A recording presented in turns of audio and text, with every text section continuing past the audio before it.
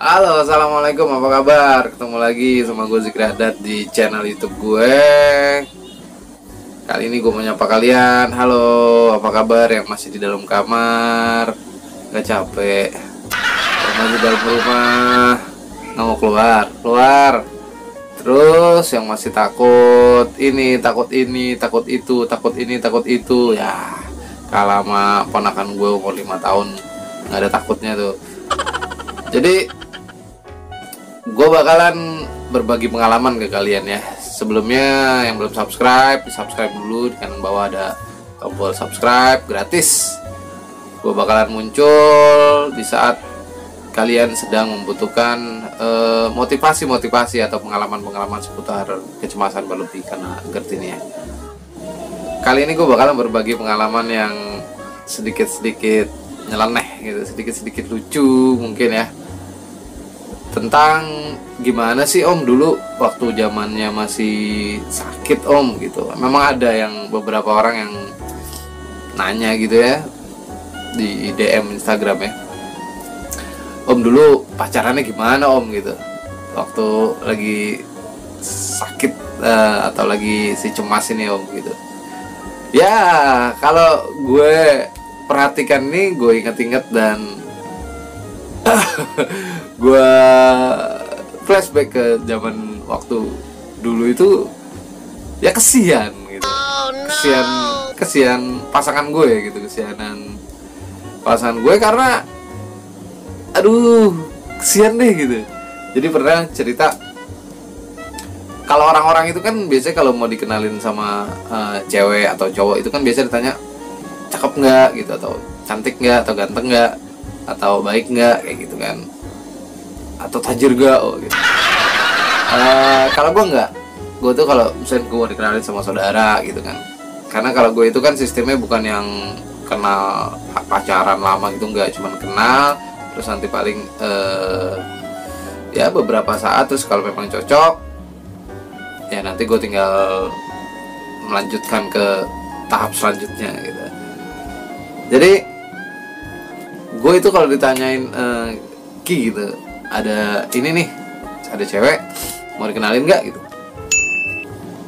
itu pertanyaan yang terlintas di gue itu, pertanyaan awal itu udah pasti ini jadi kayak apa ya, kayak bahan untuk klasifikasi ke verifikasi ke proses selanjutnya. Itu pertanyaan gue itu, tinggalnya di mana. Itu pasti, karena kalau orang-orang itu kan biasanya nggak peduli ya gitu ya. Kalau mereka suka, mereka cinta, mereka nggak peduli. Kalau gue justru yang pertama itu, sebelum gue suka, sebelum gue cinta, gue harus tahu dulu dia tinggal di mana. Jadi biasanya kalau misalnya gue kan tinggal di Jakarta, terus tiba-tiba dibilang sama yang mau kenalin gue ini, oh dia tinggalnya di Bogor. Waduh, gue bilang, kalau ini mungkin untuk yang lain aja gitu. Loh kenapa? Apa? Dulu kan itu gengsi tuh, kita tuh ngakuin kita nih takut, cemas gitu kan, gengsi gitu. Jadi nggak mau orang tahu gitu. Gengsi dong. Kecuali orang yang dekat banget. Jadi gitu. Udah Bogor. Ada lagi kenalan, misalnya di mana gitu, di Instagram apa di apalah gitu ya. Terus pasti pertanyaan yang gue tanyain ke orang ini, ke cewek ini, pasti gue tanya tinggal di mana. Itu selalu begitu deket. Nah, bisa nih gue ke proses yang kedua gitu, pengenalan lebih lanjut gitu.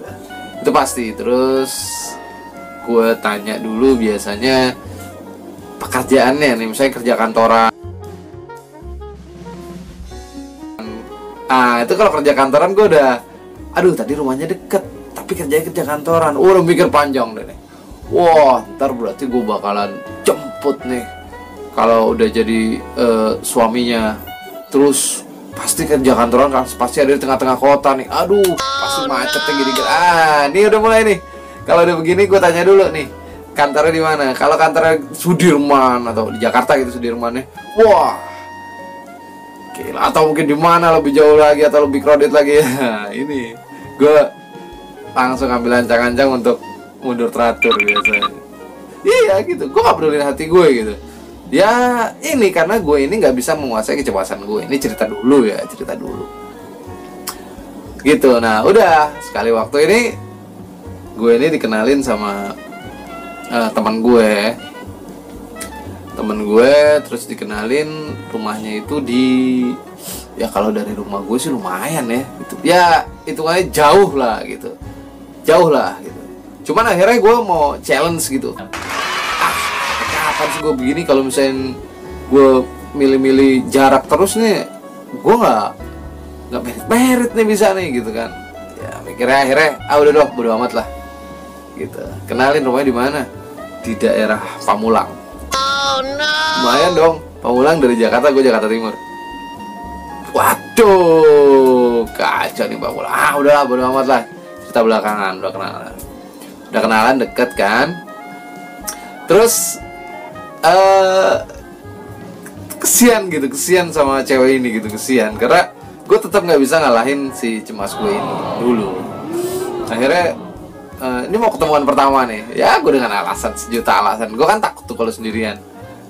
Gue bilang ketemunya jangan berdua ya, nggak enak gitu kan. Gini, mungkin gue ngajak temen gitu kan. Padahal ngajak temen buat temenin gue, karena gue takut gitu. Bukan karena gimana gitu kan. Udah, dia yang gitu, iya nggak apa-apa ya gitu ya. Udah, kalau ngajak teman mau kemana juga oke, ayo berangkat.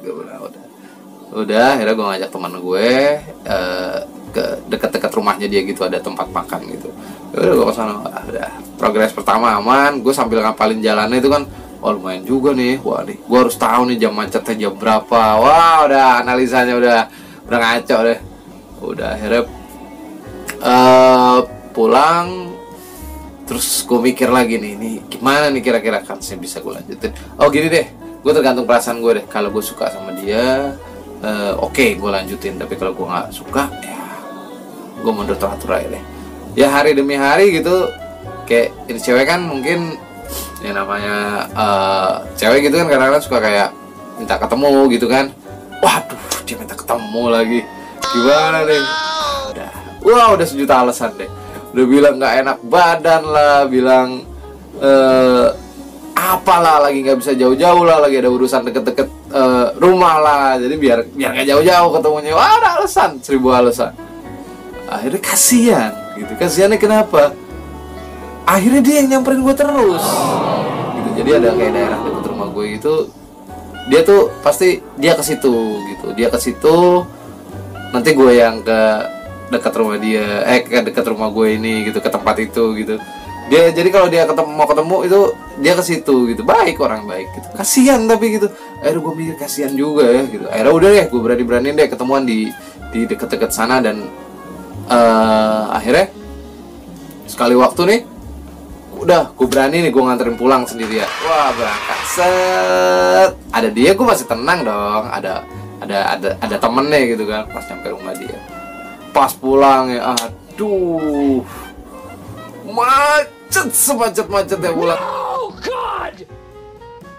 No, God, please, no. Ya, aduh, pas jam kerja nih kan, wah, udah ada petakan, cilakan ya gue bilang. Udah ada segala macam, udah jurus-jurus udah dikeluarin semua. Udah akhirnya ya sampai rumah juga pada akhirnya, nggak apa-apa gitu. Cuman akhirnya gue pikir, waduh, harusnya gini ya, harusnya gue tuh berpikir saat itu, toh gue sampai rumah juga nggak ada apa-apa, meskipun di jalan macet begini-begini gue mengalami sensasi ini itu. Tapi pada akhirnya gue sampai rumah dan gue nggak kenapa-kenapa. Yang gue takutin itu nggak jadi. Harusnya gue mikir begitu, tapi enggak. Gue tuh mikirnya malah, wah nih nggak bisa nih, gue bakalan begini terus nih gini. Wah, udah. Akhirnya ya Allah, kesian. Cuma gara-gara jarak akhirnya, ya gue cari-cari alasan lain gitulah, alasan yang nggak masuk akal. Akhirnya gue harus secara tidak langsung gue bikin gimana caranya kita nih pisah gitu kan. Ya kasihan sih gitu, cuman gara-gara si Halu ini nih, emang si Halu nih biang keladi nih gitu kan. Ya udah, terus ya cerita-cerita lainnya gitu yang kalau dia ngajak apalagi kayak jalan-jalan ke Dufan. Waduh. Ampun, gue alasannya. Wah, dengan 1000 alasan gue.